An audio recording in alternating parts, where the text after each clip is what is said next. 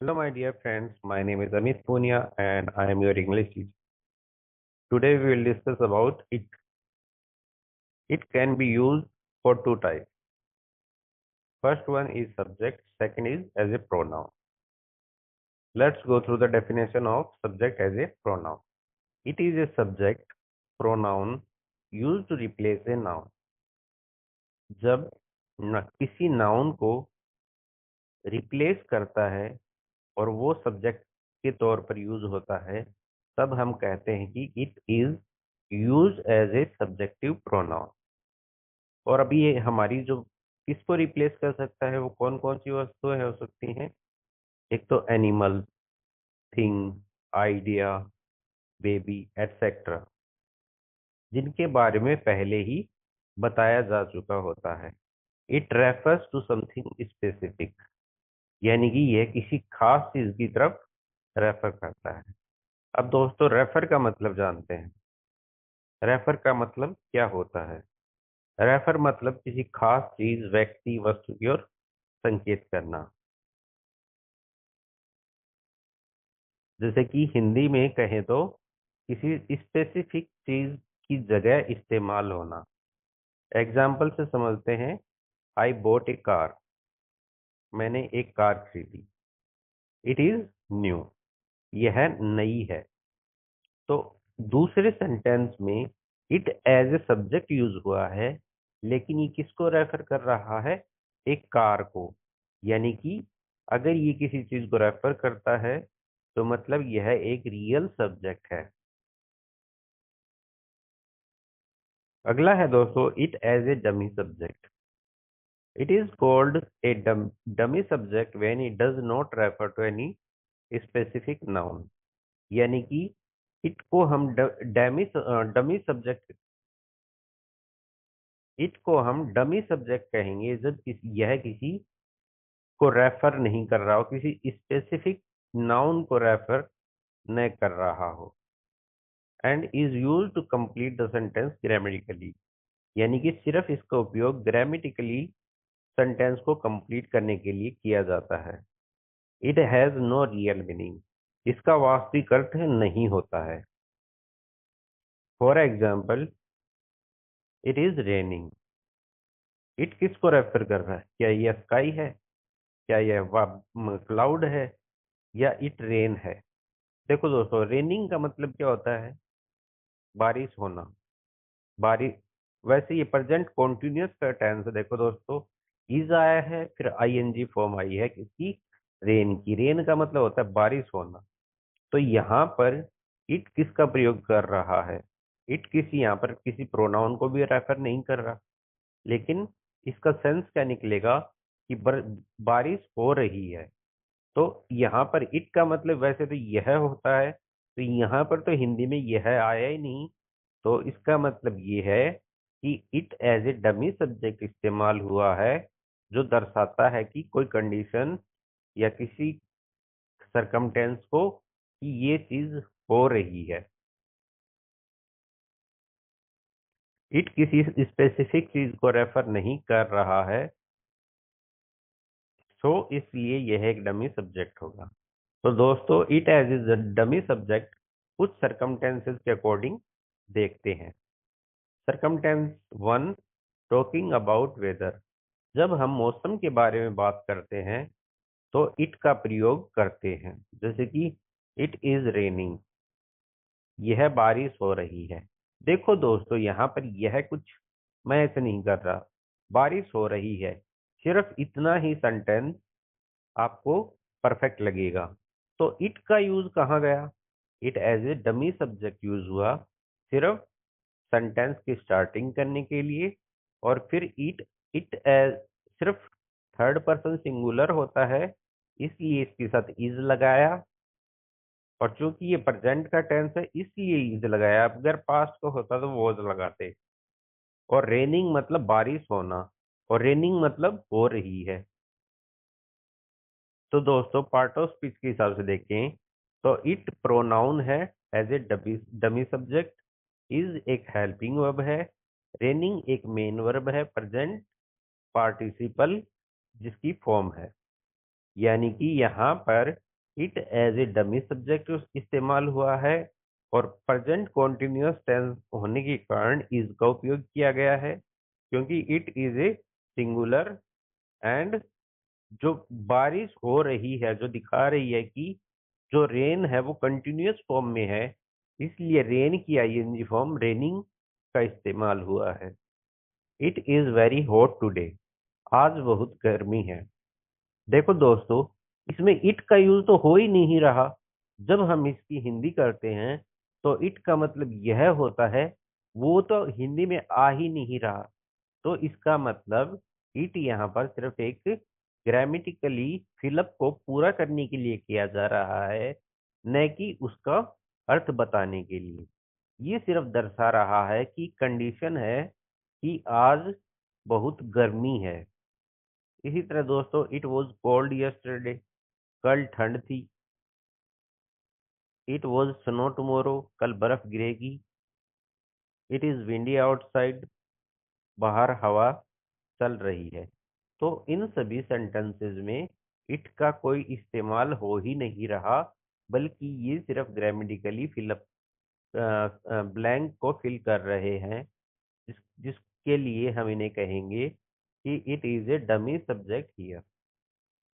Circumstances two talking about time, it का प्रयोग mainly weather और टाइम के बारे में ही दिखाने के लिए किया जाता है।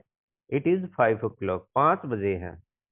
देखो दोस्तों, यहाँ पर भी इट का कोई सेंस नहीं आया, लेकिन इट का उपयोग किया गया है।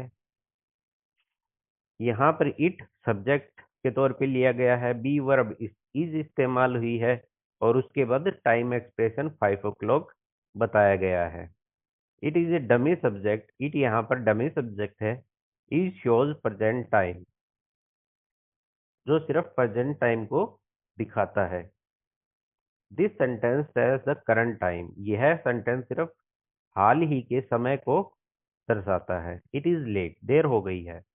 इट वॉज मिडनाइट, आधी रात थी। It is time to study, पढ़ने का समय है। इट इज टू अर्ली, यह बहुत जल्दी है। देखिए दोस्तों, इट का सेंस यानी कि यह यहाँ पर कभी ही नहीं, कहीं नहीं हुआ है। जैसे कि इट इज लेट, क्या मैं इसको ये बोला यह देर हो गई है? यह आधी रात थी, ये पढ़ने का समय है, यह पढ़ने का समय है। नहीं दोस्तों, इन सभी में इट का कोई सेंस आ ही नहीं रहा। इट सिर्फ एज ए डमी सब्जेक्ट काम कर रहा है, क्योंकि बिना सब्जेक्ट के हमारा टेंस कभी पूरा नहीं होता। तो टाइम के साथ और वेदर के साथ हम किसका इस्तेमाल करते हैं? इट का। इसी तरह दोस्तों, talking about day, date, year, जैसे कि it is Monday, it is 15 of August, it is my birthday today, it was 2020, it is holiday today. तो देखिए दोस्तों, इन सभी में किसी दिन के बारे में, किसी डे के बारे में, किसी ईयर के बारे में बात हो रही है, किसी मंथ के बारे में बात हो रही है, और इट सिर्फ एज ए डमी सब्जेक्ट काम कर रहा है। टॉकिंग अबाउट डिस्टेंस, यानी कि दूरी दिखाने के लिए, it is 5 kilometre from here, यहाँ से 5 किलोमीटर है। जैसे कि हम किसी रास्ते से जा रहे हैं बाइक पर और हमें कहीं जाना है, तो हमें रास्ता नहीं पता, या ये पूछते हैं कि कितनी दूर और रह गया, तो हमने किसी से पूछा कि भाई ये विलेज कितनी दूरी पर है, तो उसने कहा it is 5 kilometre from here, कि यहाँ से 5 किलोमीटर। तो यहाँ से 5 किलोमीटर, तो यहाँ किसके लिए उपयोग हुआ? इट के लिए। लेकिन ये कोई सब्जेक्ट, तो यहाँ तो कोई सब्जेक्ट ही नहीं होता। यहाँ के नाम से तो कोई सब्जेक्ट होता ही नहीं इंग्लिश में। हाँ, यह जरूर होता है इट का मतलब, लेकिन यहाँ इट का मतलब यह नहीं होकर सिर्फ दिखाया गया कि दूरी को दिखाने के लिए लिख दिया कि यहाँ से 5 किलोमीटर। यहाँ किसके लिए प्रयुक्त हुआ है? हियर के लिए, न कि इट के लिए। तो पार्ट ऑफ स्पीच में it as a pronoun use हुआ है। इज बी वर्ब है। 5 किलोमीटर नाउन फ्रेज है जो कि डिस्टेंस को दिखाती है। फ्रॉम प्रीपोजिशन है। हियर यहाँ से एडवर्ब है। इसी तरह दोस्तों आगे, it is far from my house, यह मेरे घर से दूर है। यहाँ पर देखो दोस्तों, इट का प्रयोग यह के लिए किया गया है और एज ए डमी सब्जेक्ट भी कह सकते हो। और इस सेंटेंस को अगर हम रियल लाइफ से कनेक्ट करें तो यह यहाँ पर एक प्रोनाउन की जगह रेफर हुआ है। जैसे कि मैं किसी ने मुझसे पूछा कि तुम्हारा स्कूल तुम्हारे घर से कितनी दूरी पर है। वो थोड़ा सा दूरी पर है, इसलिए मैंने कह दिया it is far from my house. यह मेरे घर से दूर है। इसी तरह it is near the market, it is not far, it was very far. यानी कि डिस्टेंस को दिखाने के लिए हम इट का उपयोग एज ए डमी सब्जेक्ट करते हैं। सर्कमस्टेंसेस 5 देखिए दोस्तों। टॉकिंग अबाउट टेम्परेचर, यानी कि तापमान बताने के लिए इट का उपयोग किया जाता है।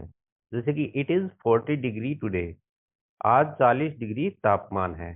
तो देखो दोस्तों, यहाँ पर भी इट का कोई सेंस ही नहीं आया। इट सिर्फ dummy subject as a grammatically correct करने के लिए सेंटेंस को रख दिया गया है। बाकी इसका अर्थ तो 40 डिग्री टुडे, बस इतना ही काफी है कि टुडे मतलब आज और 40 डिग्री मतलब 40 डिग्री। इसी तरह दोस्तों, it is very cold, it was very hot yesterday, it is getting colder, it is freezing. तो दोस्तों, इन सभी में कहीं पर भी इट का सेंस नहीं आ रहा है। जैसे कि इट इज वेरी कोल्ड, बहुत ठंड है। It was very hot yesterday, कल बहुत गर्मी थी। इट वॉज गेटिंग कोल्डर, ठंड बढ़ रही है। इट इज फ्रीजिंग, यह ठंड पड़ रही है या जमा देने वाली सर्दी है। तो इट का इनमें कोई सिर्फ use as a dummy subject हुआ है। सरकमटेंसेस 6 देखते हैं। Talking about general situations. अंग्रेजी सीखना कठिन है। It is difficult to learn English. देखो दोस्तों, अगर हम इसको एक एक वर्ड बाय वर्ड ट्रांसलेट करें, इट का मतलब होता है यह, इज मतलब है, डिफिकल्ट मतलब कठिन, टू लर्न मतलब सीखना, इंग्लिश मतलब अंग्रेजी। कि अंग्रेजी सीखना कठिन है। देखो दोस्तों, हमने अभी अभी ट्रांसलेट किया था कि इट का मतलब यह है। क्या हिंदी में यह आया? नहीं आया। तो बिना इट के ये सेंटेंस कंप्लीट हो रहा है। इट को सिर्फ एज ए सब्जेक्ट यूज लेकर सेंटेंस को करेक्ट किया गया है। अगला है दोस्तों, it is easy to understand. समझना आसान है। वर्ड बाय वर्ड देखें तो इट यह है, इज है, इजी मतलब आसान, टू अंडरस्टैंड मतलब सीखना। अगला है दोस्तों, it is important to study daily. It मतलब यह है, इज मतलब है, इम्पोर्टेंट मतलब जरूरी या महत्वपूर्ण, टू स्टडी मतलब पढ़ना, डेली मतलब रोज। It is good to exercise. यह के लिए इट लगा दिया। इज मतलब है, गुड मतलब अच्छा, टू एक्सरसाइज मतलब व्यायाम करना यानी कि एक्सरसाइज करना। It is necessary to practise. It मतलब यह है, इज मतलब है, नेसेसरी मतलब आवश्यक, टू प्रैक्टिस मतलब अभ्यास, अभ्यास करना आवश्यक है। तो देखो दोस्तों, इन सभी में इट का उपयोग जो हम यह बार बार बोल रहे हैं, कहीं पर भी हिंदी में यह का उपयोग नहीं किया गया। सिर्फ आगे का जो सेंटेंस है इज के बाद का, उसकी हिंदी ले पर ही पूरा सेंटेंस समझ में आ जाता है। Circumstances 7, talking about surrounding. जैसे कि इट इज डार्क हियर, यहाँ अंधेरा है। इट इज नॉइजी आउटसाइड, बाहर शोर है। इट इज क्वाइट हियर, शांति है। इट इज क्राउडेड हियर, भीड़ है। इट इज पीसफुल हियर, शांति है। तो दोस्तों, इन सेंटेंसेस को देखो, मैंने यहाँ के बगैर बोला, जबकि हिंदी में यहाँ लिखा हुआ है। क्या मेरा सेंटेंस आपको कहीं पे ऐसा लगा कि मतलब पूरा नहीं हो रहा? यानी कि बिना इट की हिंदी के सेंटेंस पूरा हो रहा है। इसका मतलब it is a dummy subject here. Circumstances 8, with seem, appear और looks. It seems easy, यह आसान है। It appear difficult, यह कठिन लगता है। It's look good, यह अच्छा लगता है। It seems possible, यह असंभव लगता है। It appears true, यह सच लगता है। अगला है दोस्तों it as a pronoun of things, animal and object जो कि नॉन लिविंग हो। The word it is used to talk about things, animal and object that are not people. यानी कि इट किसी चीज, जानवर, वस्तु के लिए इस्तेमाल होता हो और जो इंसान नहीं है। देखिए दोस्तों, इट का प्रयोग कभी भी मेल फीमेल के लिए यूज नहीं होता है। यानी कि व्यक्ति के लिए इट का उपयोग नहीं होता है। इट का उपयोग किसी चीज, जानवर, वस्तु या फिर किसी किसी वेदर, किसी टाइम एटसेट्रा को दिखाने के लिए इट का प्रयोग होता है। जैसे कि for example, the book is on the table, it is very interesting. यहाँ पे इट किसके लिए उपयोग हुआ? बुक के लिए। तो it as a pronoun book के लिए इस्तेमाल हो रहा है। और बुक क्या है? एक वस्तु। I have a cat, it is very cute. यहाँ पर इट किसके लिए इस्तेमाल हुआ? कैट के लिए, कि वह बहुत प्यारी है। तो यहाँ पर जो कैट है वो एक छोटा जानवर है। The car is new, it is fast, यह तेज है। इट किसके लिए यूज हुआ? कार के लिए। The phone is on the chair, किस लिए इस्तेमाल हुआ? इट इज रिंगिंग, यानी कि इट फोन के लिए। There the tree is tall, it gives shade. यानी कि इट किसके लिए इस्तेमाल हुआ? इट किसके लिए इस्तेमाल हुआ? छायादार पेड़ के लिए। अगला देखते हैं दोस्तों। मतलब हमने जो हमारा इट था उसका उपयोग दो तरीके से देखा। एक तो एज ए प्रोनाउन और एक एज ए डमी सब्जेक्ट। जब डमी सब्जेक्ट होता है तो सेंटेंस को सिर्फ ग्रामेटिकली करेक्ट करने के लिए इट का प्रयोग किया जाता है, न कि इट का कोई सेंस उस सेंटेंस में मौजूद होता है। और दूसरा, यानी कि it as a pronoun use होता है किसी वस्तु, किसी चीज, किसी मौसम, किसी टाइम के लिए। अब देखते हैं दोस्तों, it referring to babies when gender not known. यानी कि जब किसी शिशु का जेंडर न पता हो, यानी कि लिंग न पता हो, तो हम इट का प्रयोग, पिक इट अप, बच्चा रो रहा है, इसे उठाओ। जब किसी नवजात शिशु के लिंग के बारे में जानकारी न हो तो अंग्रेजी में कभी कभी इट का प्रयोग किया जाता है। The baby is sleeping, it's look peaceful. बच्चा सो रहा है, यह बहुत शांत लग रहा है। यानी कि बच्चा क्या है? अब वो बेबी फीमेल भी हो सकती है, मेल भी हो सकती है, लेकिन सिर्फ बेबी से पता नहीं चलता कि हम किसकी बात करें, मेल की या फीमेल की। तो सीधा सीधा निकल जाता है कि बेबी का जो प्रोनाउन है वो इट इस्तेमाल होगा। Phone and door response. It का उपयोग टेलीफोन या डोर रिस्पॉन्स में कैसे किया जाता है, इसे समझते हैं। कोई फोन पर कहता है हु इज स्पीकिंग, आंसर आता है इट्स अमित। यानी कि इट का मतलब है फोन पर बात करने वाला व्यक्ति। दरवाजे पर कोई पूछता है हु इज देयर, तो आप कहते हैं इट्स द पोस्टमैन। यहाँ इट का मतलब है बाहर खड़ा, जो व्यक्ति बाहर खड़ा है। कोई पूछे is anyone at the door, आप कह सकते हैं यस इट्स योर फ्रेंड। अगर फोन पर कोई पूछे हु इज कॉलिंग, तो आप जवाब दे सकते हैं इट्स मी। छोटे रूप में कहें तो who is speaking, it's Amit. Who is there, it's postman. Is anyone at the door, yes it's your friend. तो इस तरह से वो फोन कॉल पे या फिर दरवाजे पर खुद को ही रेफरेंस करने के लिए हम इट का प्रयोग करते हैं। अब देखते हैं दोस्तों इट का उपयोग टाइम के लिए। देखिए दोस्तों, इट का उपयोग टाइम के लिए दो तरीके से होता है। फॉर एग्जाम्पल, 10:15 हो गए। यानी कि 10:15 हो गए, मतलब 15 मिनट पास्ट हो गए 10 को बीते हुए। तो हम लगाते हैं इस तरह की यूज सेंटेंसेस में पास्ट। और अगर ये कहें कि 10 बजने में 15 मिनट बाकी हैं, जब बाकी का सेंस आए तो हम लगाते हैं टू। जैसे कि 10 past 2। It is 6, it is 9 मतलब कि 9:05 हो गए हैं, 6:20 हो गए हैं, 2:10 हो गए हैं। यानी कि किसी टाइम का बीत जाना। इसी तरह से 2 बजने में 10 मिनट बाकी हैं, it is 10 to 2, it is 20 to 6, 6 बजने में 20 मिनट बाकी हैं, इट इज 5 to 9, 9 बजने में 5 मिनट बाकी हैं। जब बाकी का सेंस आए तो हम लगाते हैं टू, और जब बजने का सेंस आ जाए कि चुके हैं तो हम लगाते हैं पास्ट। इसी तरह से साढ़े को बोलते हैं हाफ, सवा को बोलते हैं क्वार्टर, और पौने को भी क्वार्टर बोलते हैं।